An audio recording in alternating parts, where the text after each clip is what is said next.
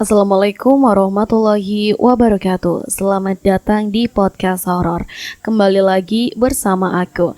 Di sini aku akan membawakan sebuah cerita yang ditulis oleh Restu Wiraatmaja berjudul Ngunduh Ciwo.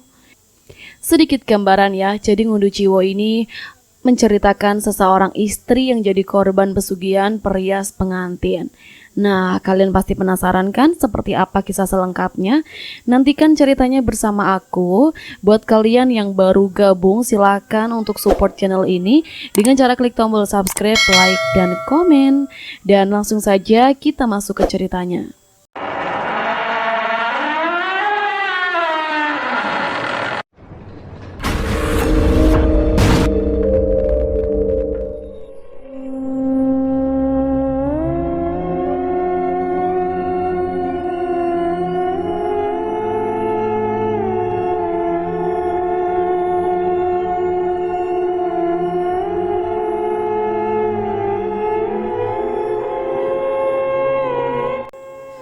Lantunan kalimat talqin seolah-olah membuat getar para hati orang-orang yang merasakan kesedihan, terkecuali kepada yang memiliki sifat busuk di dalam hatinya.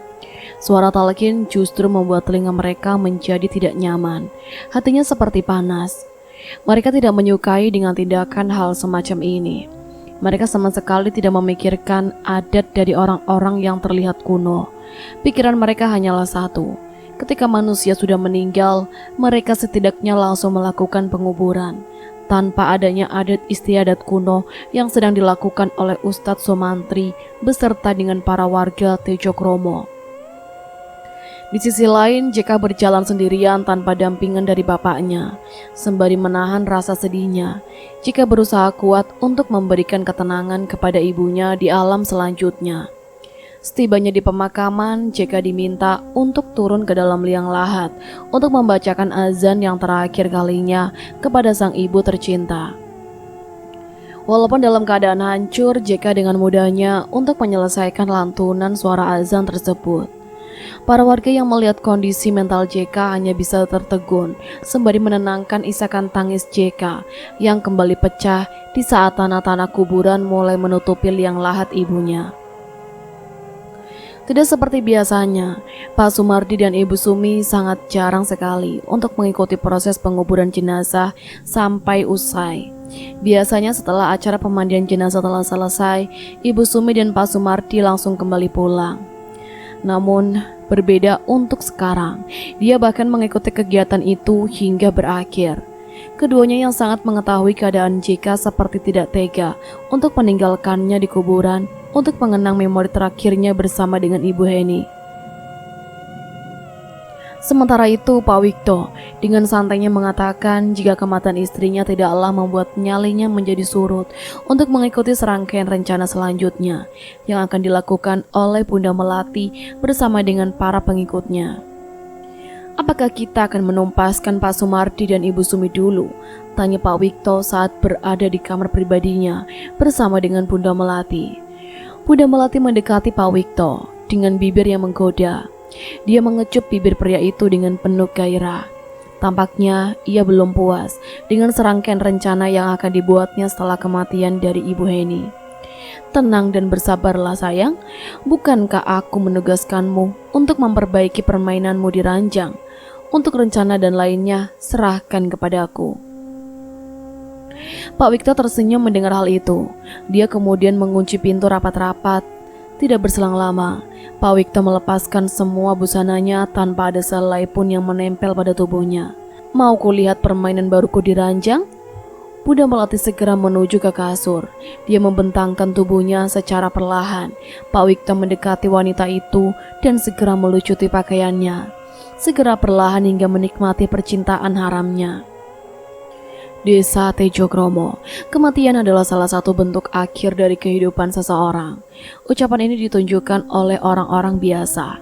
Berbeda dengan Ibu Sumi dan Pak Sumardi, mereka lebih tahu terkait dengan apa yang dirasakan oleh jenazah setelah kematian itu merenggutnya. Sebelum jenazah dimandikan, Ibu Sumi telah melihat banyak pertanda aneh yang memuat banyak pertanyaan di kepalanya.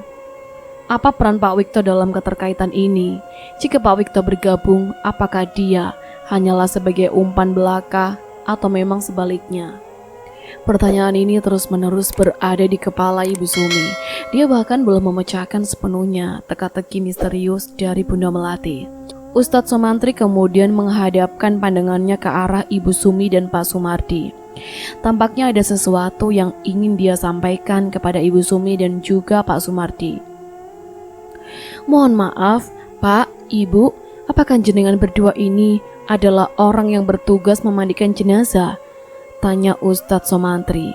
Benar Ustadz, kami berdua adalah orang yang sering memandikan jenazah. Sementara Ustadz sendiri, saya belum pernah melihat Ustadz. Ustadz asli desa ini atau bagaimana? Tanya Pak Sumardi. Sebenarnya saya bukan berasal dari sini. Saya berasal dari desa sebelah, Desa Wongso. Kehadiran saya di sini karena suruhan dari orang lain yang berada di Desa Wongso, ucap Ustadz tersebut dengan penuh senyuman. Ibu Sumi dan Pak Sumardi sempat kebingungan mengapa Ustadz ini tahu betul akan momen dari kematian seseorang. Lalu, siapa orang yang berasal dari Desa Wongso yang memberitahu akan hal ini? Apakah ada seseorang yang memang telah memberitahunya? Jadi, Ustadz diberitahu oleh seseorang yang berasal dari Desa Wongso? Kok kebetulan sekali Ustadz? Apakah orang tersebut dukun? Tanya Pak Sumardi. Bukan, dia orang biasa. Dia sudah dekat dengan saya karena anaknya beliau dulunya hampir pernah menikah dengan saya, ucap Ustadz Sumantri. Sementara itu JK masih menangisi ibunya. Dia sesekali meratapi kematian ibunya karena ada beberapa ketentuan yang setidaknya tidak sesuai dengan takdir kematian dari ibunya sendiri. Saya sudah 3 kali memimpin hal seperti ini. Untuk keluarga dari Mas Jika sendiri, ini adalah kedua kalinya, jelas Ustadz Sumantri. Ibu Sumi dan Pak Sumardi terkejut mendengar jawaban dari Ustadz Sumantri. Berarti saat kematian almarhum Kusumawati, Ustadz Sumantri adalah orang yang bertugas sama. Namun, siapa orang sebelumnya? Kini Ustadz Sumantri meminta kepada JK untuk berdiri tegak. Dia tidak ingin jika JK terlarut-larut dalam kesedihan. Sudah banyak orang yang meninggal dengan cara yang tidak wajar. Aku sendiri heran, siapa pelaku dari semua ini? Tanya Ustadz Sumantri. Mereka kemudian perlahan meninggalkan pemakaman. Akan tetapi saat dimana Ibu Sumi melangkah pergi dari tempat, tiba-tiba ia mendengar sesuatu dari arah belakang. Sumi, titip anakku. Ibu Sumi langsung berhenti sejenak.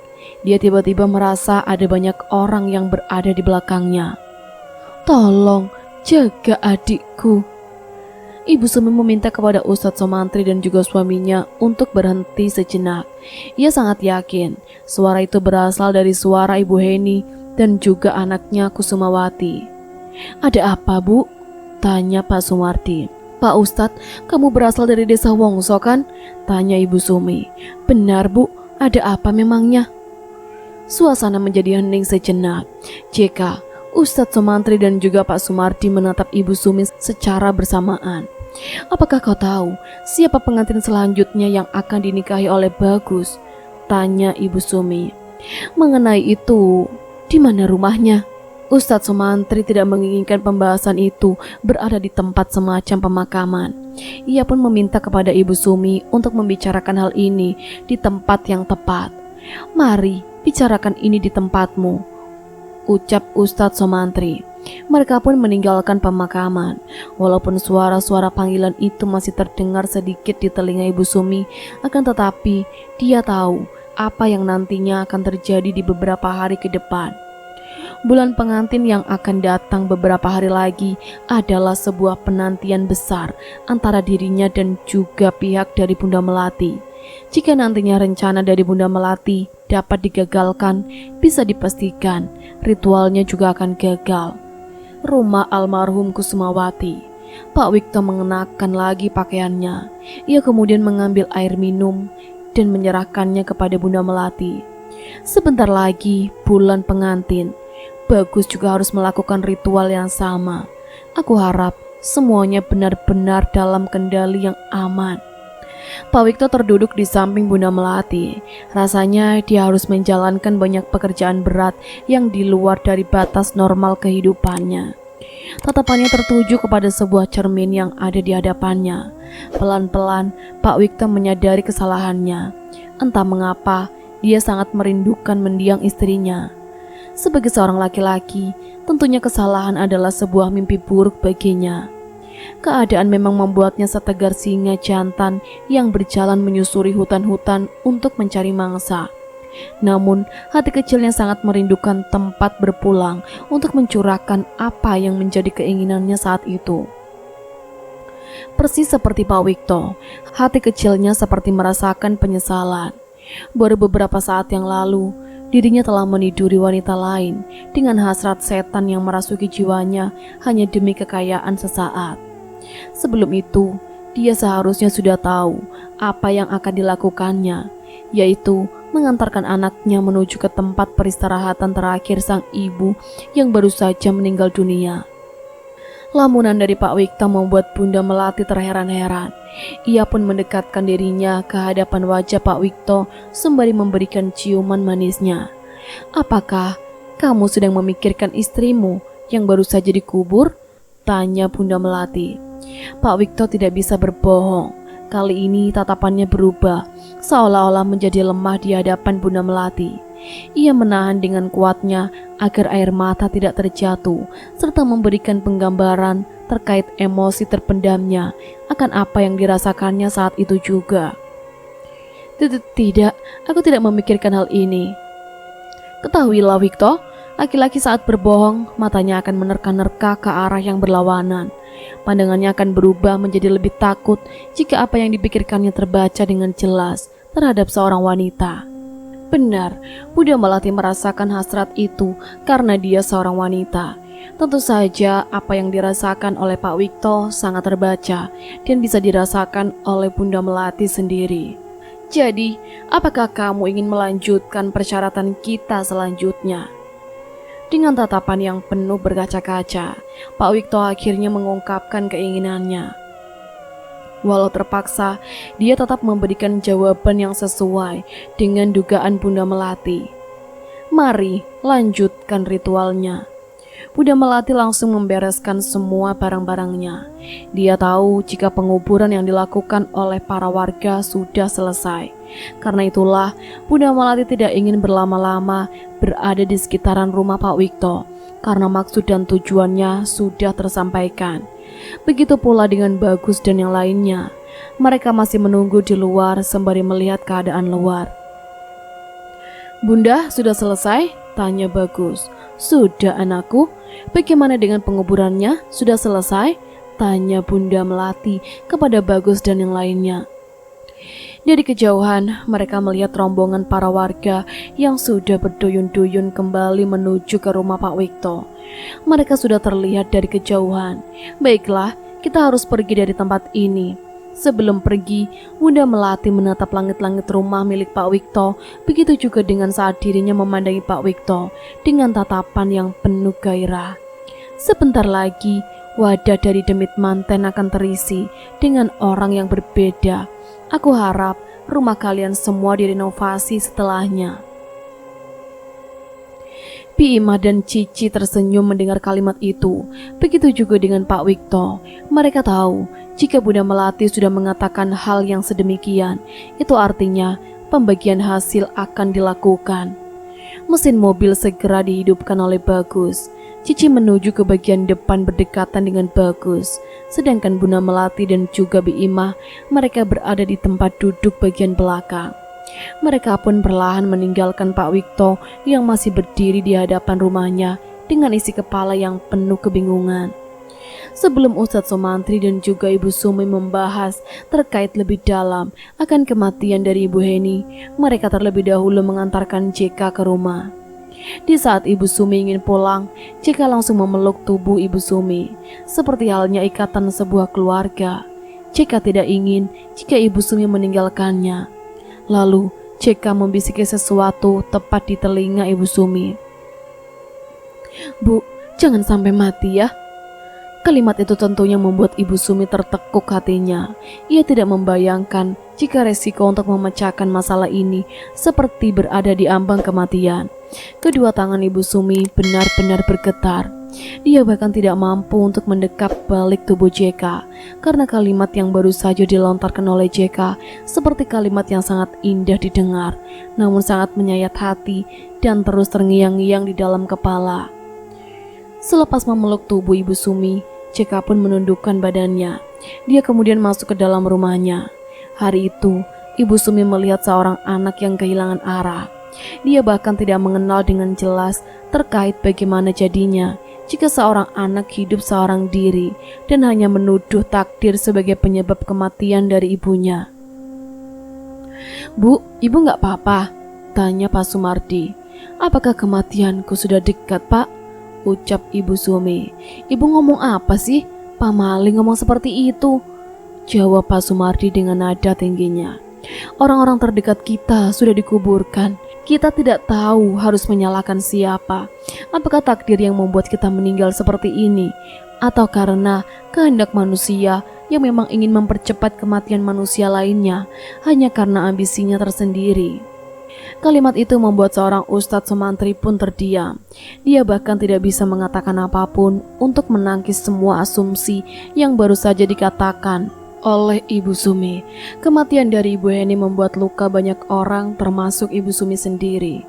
Jika seolah-olah meminta kepadanya untuk bisa mengungkapkan siapa pelakunya, walaupun sudah jelas di depan mata, jika Bunda Melati adalah pelaku dari pengaturan ngunduh jiwa ini berlangsung. "Jadi, apakah kita bisa melanjutkan obrolan kita?" tanya Ustadz Sumantri. "Iya Ustadz, sebelum bulan pengantin tiba, aku ingin semuanya terselesaikan." Ibu Sumi pun akhirnya mengantarkan Ustadz Sumantri menuju ke rumahnya. Mereka ingin membahas lebih dalam terkait dengan menyelesaikan ngunduh jiwa beserta menumpaskan orang-orang yang berkaitan dengannya. Sementara itu, di Desa Wongso, Dini masih berdiri di depan rumahnya. Ia menunggu kedatangan calon suaminya yang hari ini ingin menjemputnya untuk menuju ke tempat Bi Ima. Sudah beberapa hari rasanya Dini tidak dirias lagi oleh Bi Ima. Rasanya Dini masih ingin memiliki riasan cantik yang lebih mempesona agar bagus atau calon suaminya selamanya terpikat dengannya. Tidak berselang lama, sebuah mobil Toyota datang tepat di hadapan rumahnya. Dini langsung menampilkan wajah senangnya. Akan tetapi, dia tidak menyangka jika di dalam mobil tersebut terdapat wanita lain yang duduknya tepat bersebelahan dengan Bagus. "Cici," ucap Dini. Cici kemudian keluar dan mempersilahkan kepada Dini untuk memasuki bagian depan mobilnya.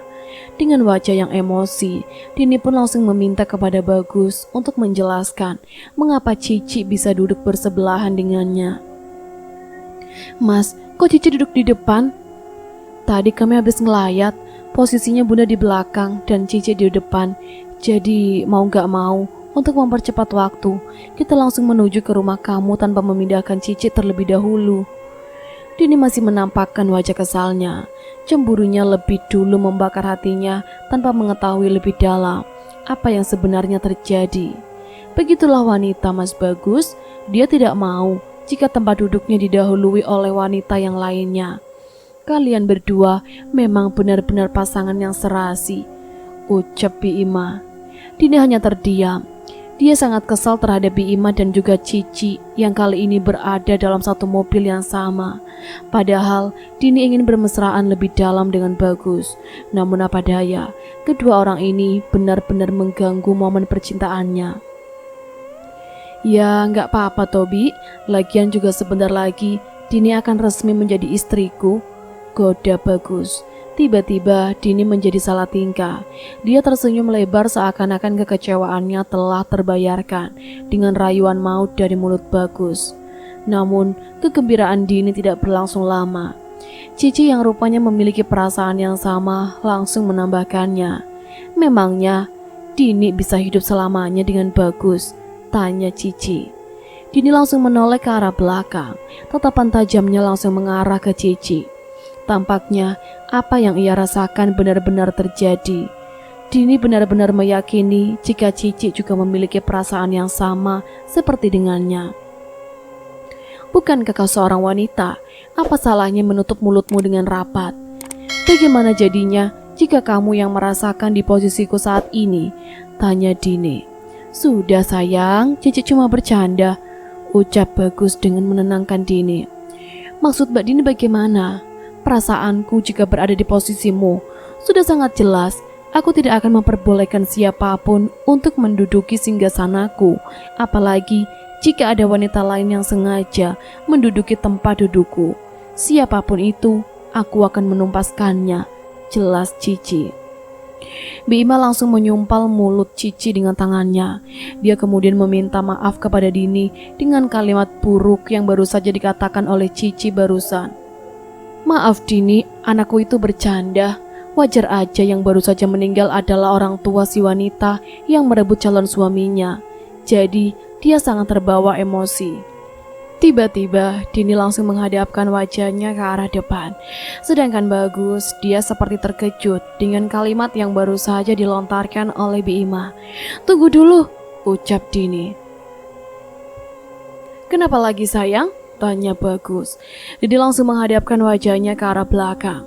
Sembari tersenyum, dia pun kemudian kembali menanyakan sesuatu seusai Bima mengatakan kalimat yang membingungkan itu.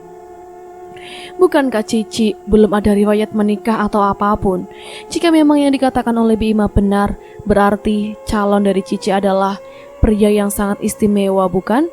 Tanya Dini. Pertanyaan menjebak itu membuat Cici terdiam. Sembari menatap Bagus yang sama kebingungannya, Cici pun langsung melemparkan pandangannya ke arah jendela mobil. Kok diam aja, Ci? Tanya Dini. Tidak berselang lama, Bagus langsung mematikan mesin mobilnya. Dia seperti sudah sangat emosi dengan sifat kekanak-kanakan dari Dini dan juga Cici. Jika kalian berdua masih ribut, silakan turun, ucap Bagus dengan tegas. Seketika suasana menjadi hening. Dini langsung menampilkan wajah sedihnya. Dia tidak tahu harus bagaimana menanggapinya. Namun dalam hatinya yang paling dalam, Dini sangat terkejut dengan sifat Bagus yang tiba-tiba menjadi marah seperti itu. Dan akhirnya Bagus pun kembali menyalakan mesin mobilnya. Tidak berselang lama, mobil pun meninggalkan rumah Dini dan menuju ke rumah Bima untuk dilakukannya riasan pengantin untuk Dini dalam mempersiapkan pernikahannya dengan Bagus.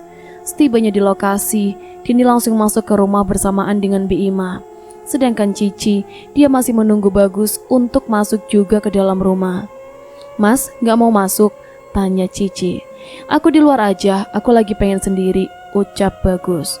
Cici pun mendekati Bagus. Dia kemudian memeluk tubuh Bagus, seolah-olah menjadi reuni baginya. Cici pun meminta maaf kepada Bagus karena emosinya tidak bisa dikontrol dengan benar. Maafkan aku Mas, aku tidak ingin kamu jatuh ke orang lain selain aku. Lepaskan Ci, bagaimana nanti kalau Dini tahu? Tidak mungkin Mas, Dini berada di dalam ruangan riasan pengantin bersama dengan ibuku. Lepaskan sekarang. Di dalam kamar, Dini sudah menatap wajah cermin dengan begitu kesal. Dia terkejut dengan apa yang baru saja dilihatnya sebelum memasuki kamar tersebut. Tiba-tiba air matanya menetes dan jatuh tepat di pipinya yang halus. Benar kata ibu, pria itu bukan sebaik-baiknya pria yang akan aku nikahi nantinya, ucapnya sembari mengantongi dua sisir rias yang menurutnya sangat berfungsi. Desa Tejokromo, rumah Ibu Sumi. Ibu Sumi memperhatikan gerak-gerik Ustadz Somantri. Dia kemudian terduduk di sebuah kursi yang mampu menghadap keduanya secara langsung. Salah satu tangannya masuk ke dalam kantong baju. Sepertinya ada sesuatu yang ingin ia beritahu terkait apa yang selama ini menjadi sesuatu yang ditakutinya. Bunga ini, ucap Ustadz Somantri. Bunga ini adalah sesuatu yang sangat kubenci semenjak wanita yang kucintai meninggal dunia dengan cara yang mengenaskan. Aku tidak bisa melupakan wajahnya yang membiru tatkala kematiannya menjadi neraka dunia untuk kehidupannya saat itu. Ibu Sumi dan Pak Sumardi pun mendengarkan awal mula terbunuhnya wanita yang dicintai oleh Ustadz Somantri tersebut. Dia adalah anak yang baik, anak yang penuh dengan kesetiaan. cintanya melebihi apapun. Akan tetapi, semenjak kedatangan seorang pria brengsek itu, entah mengapa, aku dicampakkan begitu saja olehnya. Jelas Ustadz Sumantri. Maksudnya, wanita itu meminta kepadamu untuk menjauhinya? Tanya Ibu Sumi. Benar, ia memintaku untuk menjauhinya. Padahal ibunya tidak menginginkan pernikahan itu terjadi semenjak dirinya mendapatkan teror yang mengerikan. Jelas Ustadz Sumantri. Maksudnya, wanita itu meminta kepadamu untuk menjauhinya. 2 dari keempat orang tersebut memiliki ikatan darah, sedangkan sisanya bukanlah pasangan suami istri, melainkan sebuah pasangan yang hanya dijadikan sebagai wadah ritual. Aku mendapatkan cerita ini langsung dari si ibu wanita ini. Jelas Mbah Sur. Tunggu, siapa wanita yang kau maksud itu? Tanya Ibu Sumi. Maksudnya wanita yang kucintai itu? Benar, Rahayu namanya. Sudah kuduga, kau mengenalnya. Aku juga sudah mengetahui cerita ini langsung dari si ibu wanita tersebut. Mbak Suryani kan namanya? Tanya Ibu Sumi. Benar, Mbah Sur, dia adalah ibu dari Rahayu. Ibu Sumi tersenyum. Dia tidak menyangka jika dunianya sangat sempit. Bahkan untuk mencari sesuatu yang dia butuhkan, semuanya seperti telah tersedia di dekatnya. Bagaimana Ibu Sumi dan Pak Sumardi mengenal beliau? Aku dan suamiku ingin membongkar ngunduh ciwo yang terjadi di desa ini. Katanya, korban dari ngunduh ciwo ini juga berada di desa lain, seperti desa Wongso. Maka dari itu, aku ingin mengetahui lebih dalam. Karena kami berdua didatangi langsung oleh sosok Rahayu. Rahayu mendatangi kalian. Benar, dia meminta tolong untuk dilepaskan. Kedatangannya bertepatan dengan kematian dari Kusumawati, korban ke-8 dari ngunduh ciwo. Ustadz Sumantri terdiam sejenak. Dia kemudian ingin lebih tahu secara dalam terkait dengan informasi yang ditangkap oleh Ibu Sumi terkait dengan ngunduh ciwo. Namun, dari semua informasi yang aku kumpulkan, aku belum mengetahui bagaimana kinerja dari ngunduh ciwo itu berlangsung. Lalu, apa hubungan Pak Wikto dengan Bunda Melati?